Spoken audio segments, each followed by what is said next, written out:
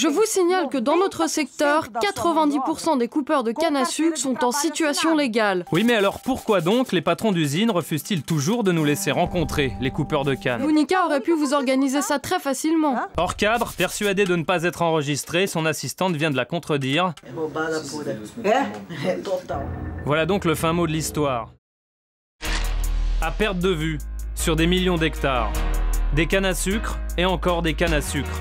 Un immense tapis vert au nord de Sao Paulo, sur lequel le Brésil mise tout son poids pour produire de l'éthanol, l'alcool de canne à sucre, le biocarburant censé sauver la planète du réchauffement climatique. Ça c'est de l'alcool. On peut le goûter? Ah, je vous le conseille pas, non. 40% des voitures brésiliennes roulent déjà à l'alcool. C'est moins cher que l'essence. Bienvenue à Dallas, version Brésil. De quoi déboussoler un Texan pur jus. En mars dernier, George Bush est venu proposer au président Lula la création d'un marché international de l'éthanol. J'apprécie beaucoup que le Brésil et les États-Unis puissent partager leurs connaissances en recherche et développement. Puisque l'Amérique y croit, alors le Brésil se rêve en exportateur sauveur de la planète. Nous sommes allés visiter cette nouvelle Arabie Saoudite verte, vérifier si l'éthanol est aussi transparent qu'il en a l'air. La première chose qui frappe ici, ce sont ces usines. Il en pousse une nouvelle chaque mois. Partout, des camions chargés de cannes défilent pour les alimenter. Et dans les champs, les chauffeurs font les 3-8. Le gros avantage de la mécanisation, c'est qu'on peut travailler 24 heures sur 24. Notre usine exploite 35 000 hectares de canne à sucre et, grosso modo, 90% de la récolte est mécanisée. Cette bruyante modernité ferait presque oublier la technique traditionnelle la plus répandue dans la région, la récolte manuelle. Ces fameux cortadores des cannes, les coupeurs de canne, souvent considérés comme des esclaves modernes. Nous les croisons au bord d'une route. Tiens, voilà, regardez, c'est notre responsable qui arrive. Interdiction de parler aux travailleurs. Arrêtez s'il vous plaît. Vous ne pouvez pas filmer. Je vais appeler la police. Notre traducteur occupe le contremaître un instant. 8 tonnes de canne coupées par jour et par personne, c'est le minimum. Mais les meilleurs vont jusqu'à 15 tonnes par jour pendant 9 mois. Un travailleur distribue plus de 70 000 coups de machette quotidiennement. On coupe même le dimanche pour ceux qui veulent travailler beaucoup plus, pour gagner un poil plus. Les cortadores qui ne tiennent pas le rythme se font virer. D'ailleurs, nous aussi. Le contremaître appelle la police. Ok. À la fac de médecine de Ribeirão Preto, le docteur Manson et ses collègues étudient la santé des coupeurs de canne depuis 25 ans. Parmi les coupeurs de canne, on constate un certain nombre de morts étranges, qui n'ont pas d'explication classique. Ce sont des décès qui surviennent juste après un effort physique intense. Les études sont formelles. Tous les ans, 260 morts subites par épuisement parmi les cortadores, que des moins de 40 ans. Parfois, j'emploie une expression un peu dure. Je dis qu'après 12 à 15 ans de travail, un coupeur de canne est bon à jeter.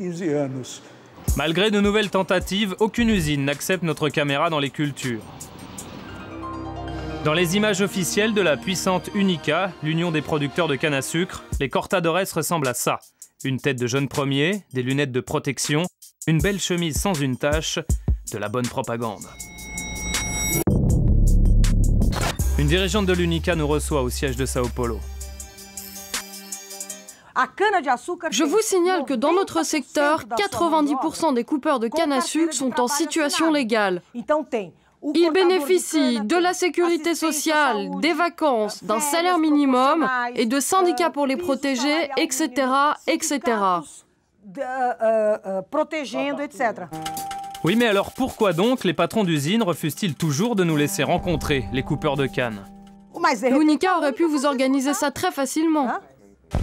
Hors cadre, persuadé de ne pas être enregistré, son assistante vient de la contredire. C'est pas fini. Voilà donc le fin mot de l'histoire. L'UNICA serait dans de beaux draps.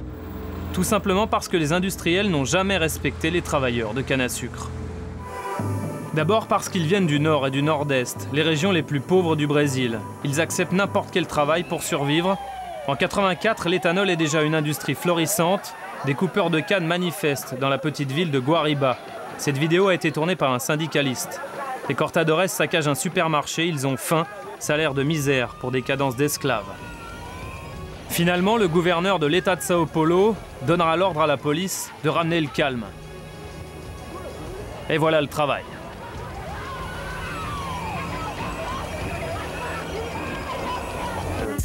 Marcelo Goulart est promoteur public, une sorte de procureur chargé de veiller à l'application des lois brésiliennes. En 90, il oblige les industriels à transporter leurs ouvriers en bus plutôt qu'en camion-benne, comme des animaux.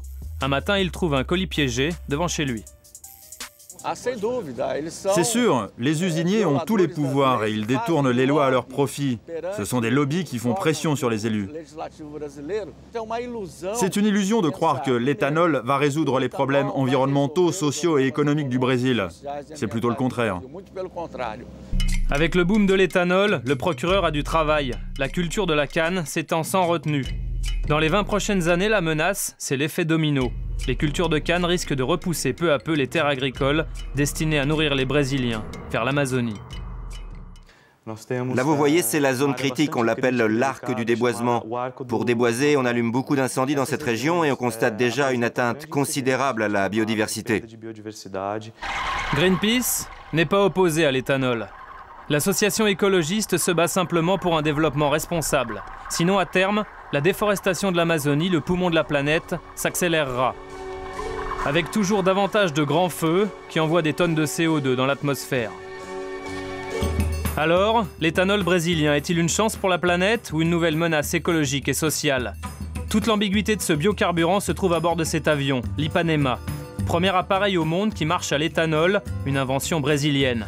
Malheureusement, les industriels se l'arrachent pour l'épandage de pesticides, un appareil écolo-pollueur. Dommage.